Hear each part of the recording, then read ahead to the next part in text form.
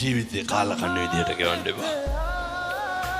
මුස්පේන්තු අවදිය දැන් නැති කරන්න ඕන.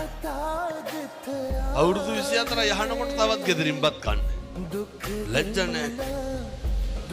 මේ ඔය ඔක හරියන්නේ. අපේ තරුණ මහත්තුරුන හොඳ පෞරුෂයක් තියෙන්න ඕන. හොඳ අභිමානයක් තියෙන්න ඕන. ඒ පෞරුෂයෙන් ගන්න පුළුවන් එකම එක වැඩක් තමයි ඔය එක එකාගේ සිගරට් බාගවල් බොන එක නවත්තන්න ඕනේ. මේ මොකක් හරි වුණාම කවුද ඉන්නේ කියලා දන්නේ නැහැ නේ කොල්ලෝ. කවුද ඉන්නේ? අම්මයි තාත්තයි විතරයි. කොල්ලෝ නම් කමන්නේ කහත බඳලා ඉන්න කොල්ලෝ ඉන්නවනේ තාත්තලා. මේ මස් කිලෝ එකක් ගෙදර රන් ගියපු කාලයක් නේ. අවුරුද්දන් තිබෙට කියනවා 30000කට වැඩි යනවලු බඩු කට්ටලේ ගන්න ළමයා. අර බීබු සිගරට් ගොඩ එක්ක අහු කරුවා.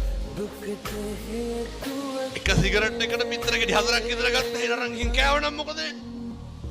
කොල්ලොන්ගේ ඇඟවල් බලන්න කෝටු කෑලි වගේ ගැහුවොත් එහෙම දෙකට ගන්නවා. ඒ පණ නැහැ දැන් ඉන්න ළමයි. මතක තියාගන්න. උන්ගේ හකු පුරවලා දුම්කල කුඩු තියා ගන්නවා.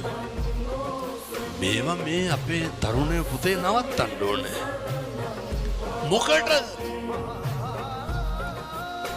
මේවා කරන්නේ පහත් මානසිකත්වයක් තියෙන උදවි අපිට එහෙම නැහැ. අපි සම්පෝෂිත වෙලා ඉන්න ඕන. අපිට ගෙයක් දොරක් තියෙන්න ඕන. අපි හොඳට හම්බ කරගන්න ඕන. මම මේ තරුණයන්ට යෝජනා කරනවා.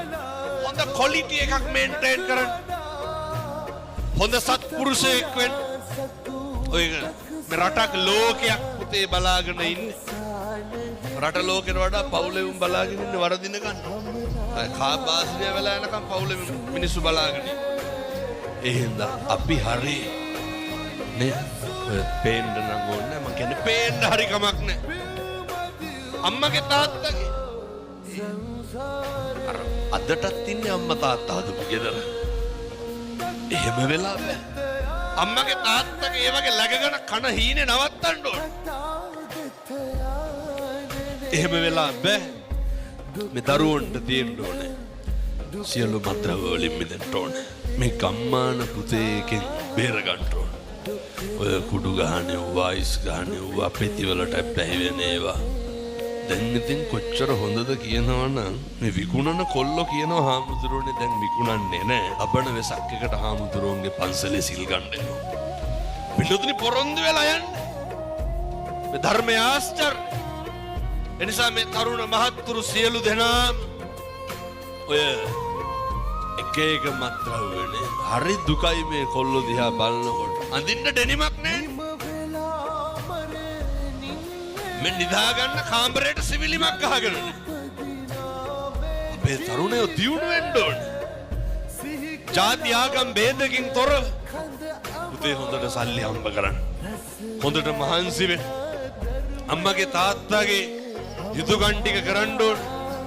සහෝදරයාගේ සහෝදරියගේ යුතුයකම් ටික කරන්න ඕනේ. සම්බුද්ධ ශාසනය වෙනුවෙන් කැප වෙන්න ඕනේ. ජීවිතේ අධිෂ්ඨාන කරගන්න අම්මට තාත්තට ආයේ දුකක් දෙන්නේ නැහැ. ගමට සමාජයට බරක් වෙන්නේ නැහැ. කවදාවත් පොලිසිය කියන වැඩක් නම් කරන්නේ නැහැ කියලා පොරොන්දු වෙන්න. හොඳට හම්බ කරන්න. හොඳට මහන්සි වෙන්න. උතුම් වූ දළදා හාමුදුරුවන්ගේ ආනුභාවයෙන් අපේ තරුණ මහත්තුරුන්ගේ ජීවිත ඒකාලෝක වේවා.